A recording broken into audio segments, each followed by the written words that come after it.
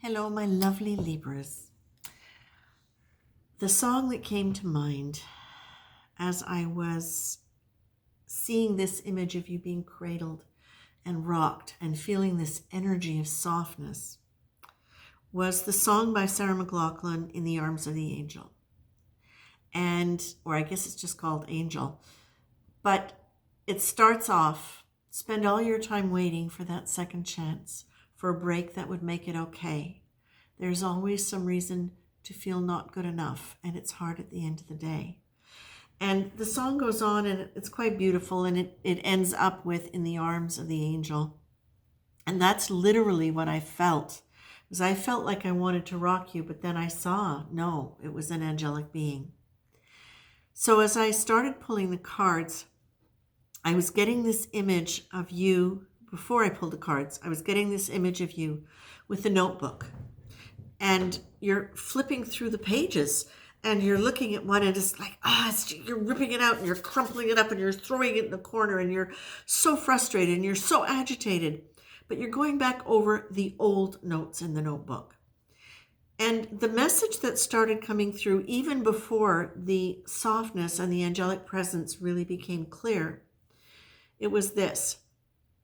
It was your disappointment with the past, usually about your own behavior or the way you played your life out, is the past. By focusing on that with regret or upset and throwing it into the corner, it's literally like you're just pulling yourself back into that energy. Again, we know what we focus on, we tend to manifest. But what we're being told here for you, my lovelies, is that if you were to look at that as though it was a school notebook, and that was like your grade school notebook, it's where you were learning to form your letters. It's where you were learning to make sentences and use punctuation. It's where you were learning to print clearly and maybe even do cursive writing. But that was all a part of getting you to the point now where you can write full sentences and essays and paragraphs. So the metaphor is this. You can just as easily want to throw that out because you want to have a perfect notebook. But the reality of it is, if you didn't have those blurred lines and those erasure marks and the experience of learning how to make things rounded and doing it in a lopsided manner, you wouldn't be in the place where you are now. So to judge the past for any of those things, it completely defeats the value of your presence, because your past created your presence. And you can look at it and say, but my presence isn't that great. But the reality is, for many of you, if you weren't judging your presence based on what you think it should be and linking that to what you think you did wrong in the past, you'd feel much better about where you're at. Because the reality is, for most of you, you have made great strides in many things in your life. You're quite evolved and you're quite accomplished.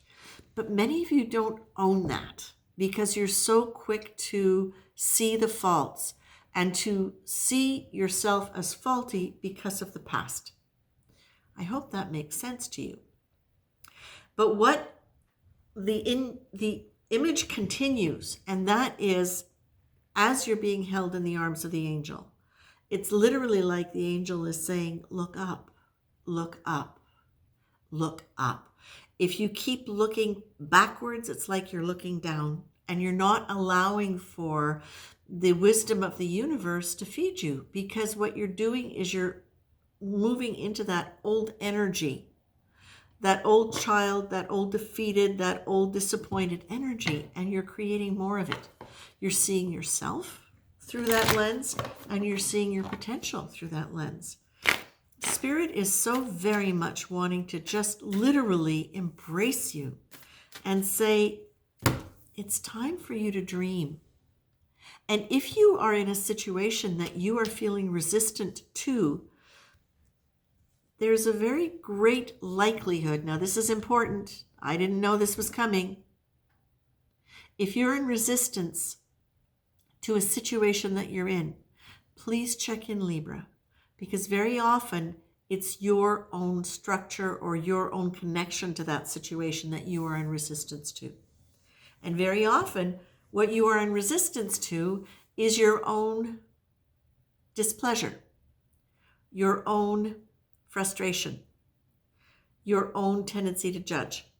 So if you can step back and use your ability, because you do have very strong minds, it's just a matter of realizing that they are powerful and that you can use your power for good, that you can use the boundaries in terms of how you look at yourself, how you speak about yourself. And you're being asked very much to dream.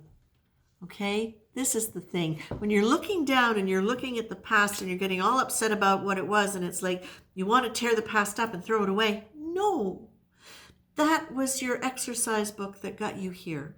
But now you're being asked, let that go and dream. Dreaming is an act of creation. Our most life-enhancing dreams and our higher minds or spirits are our higher minds or spirits speaking to us about potential and fulfillment for the kind of life that our personalities and egos have limited. So dream big, dream in technicolor, dream rich and full and affluent on all things, and do it big. Engage in life 110% and act as though everything you're doing is the best possible option instead of second guessing it and connecting what this is and what you might do back to all of that old stuff that you've crumpled up and thrown into the corner. It's over. You're being asked to really consciously check in with what you feel about what it is you want. And when you surround yourself with positive triggers to lift your energy up, so positive triggers, poems that you like, art that you like, nature, ways of being, places where you like to go, good memories, working with meditation, music, dance, all these things that lift the energy and really increase the frequency to lift you up.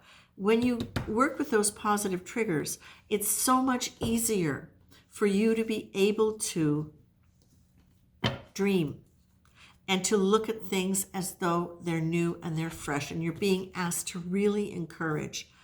You're being really asked and encouraged to look at things with new eyes. Imagine that you're looking at things for the first time without your history, without your old prejudgments and your criticisms of yourself. Okay? And here's the thing. I love this exercise, and it might be worth doing for you just as it is. Spend no more than 5 minutes and pick 3 things that might be different about you if you had experienced your concept of an ideal childhood. Imagine what qualities you'd have and how differently you might interact in the world. In at least 3 situations today, act as though these 3 traits are a functioning part of your personality. What changes and how do you feel? And then say what you feel. Okay? This is really active. This is really active what they're telling you right now.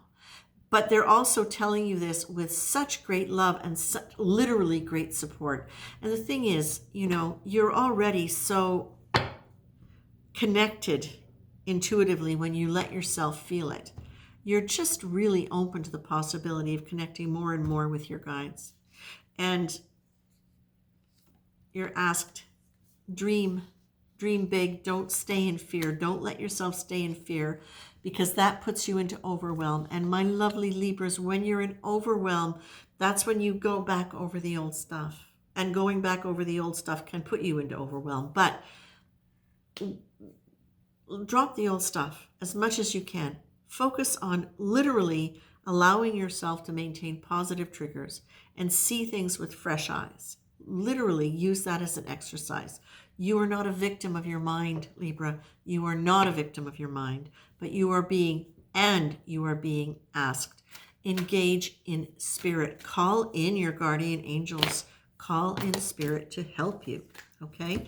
Again, you've got ideal childhood, you've got can't, won't. So for me, this for many of you is really letting go of regrets that you have, powerlessness that you felt, situations in your childhood in the past that caused you to doubt yourself and to feel hopeless out of getting out of it. What you're being told is, no, you're able to set boundaries for your mind.